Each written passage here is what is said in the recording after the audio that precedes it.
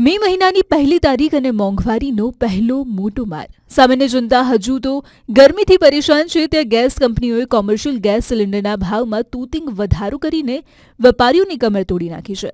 19 કિલોના કોમર્શિયલ સિલિન્ડરના ભાવમાં એક સાથે 993 રૂપિયાનો વધારો ઝીંકવામાં આવ્યો છે.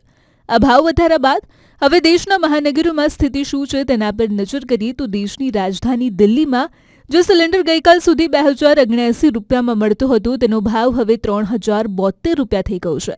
આર્થિક રાજધાની મુંબઈમાં પણ ભાવ 2031થી વધીને 3024 રૂપિયા પર પહોંચ્યો છે, જ્યારે કોલકાતામાં આંકડો 3200ને પાર કરીને 3205 રૂપિયા સુધી પહોંચી ગયો છે.